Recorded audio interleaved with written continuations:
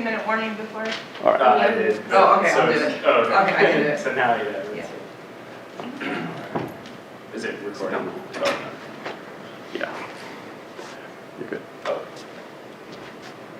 Okay. So when I grew up, I was lucky enough to travel frequently, and we traveled across the United States. We also traveled internationally a lot. My parents definitely instilled a value in us of exploring and seeing new places, and enjoying and like learning new cultures and enjoying these like new places around the world. So I ended up going to the University of Michigan for my undergrad degree, and there I wasn't really sure what I wanted to do my major in and what I wanted to do for the rest of my life, but I ended up deciding to fall into the environmental science program there, and one of the requirements of this program was to take a field course that was in Wyoming. And so I took this field course. I spent a month in Wyoming, and that was my first hands-on experience with field research and collecting field data. And I kind of fell in love with that aspect of it, but as well as being in outdoors and kind of the field experience. And so when I graduated, I wasn't exactly sure what I wanted to do. I knew that I was interested in going back to grad school, but I wanted to think about it a little more.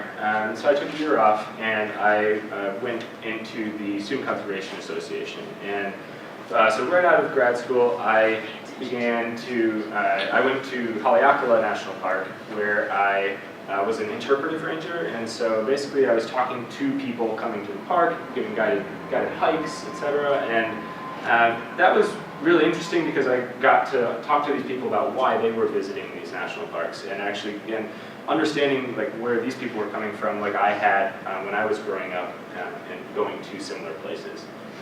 And so then from there, I went back home and I decided I want to apply for grad school, and I applied to geography programs as well as some environmental programs. And then I had about 8 months until I would start school, and I had a year back, and so I was like, okay, well, what am I going to do? And so I ended up going back to do more SCA internships, and I went up to Alaska next, and I was in Seward, Alaska, and this is where it was a kind of a twofold, very beneficial experience for me.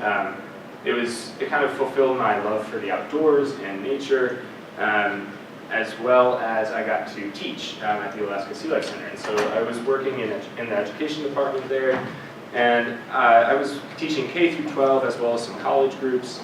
And while I was there, I was hiking very frequently, and I kind of gained this appreciation for the glaciers and the water impacts that they had on that region.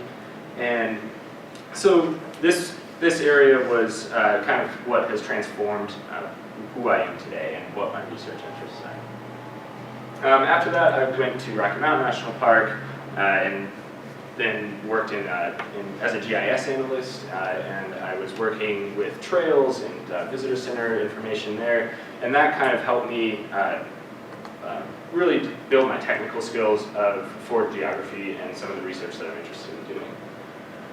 Okay, so then I started at the University of Denver, and in my master's work, I was interested in rock glaciers and hydrology, and so that kind of came together from my interest in Alaska. I thought initially I would be more interested in the human-environment interactions of that, but then I kind of found a lot more interest in the physical geography specifically, and so that kind of led to that more specified interest. And then I was very interested in coming here to work with Brian Mark and work alongside people at the research collaborators at BIRD, who are the world leaders in glacial sciences, and so I wanted to build that as I go, and it kind of has all stemmed from my growing up in a traveling environment and seeing new places, and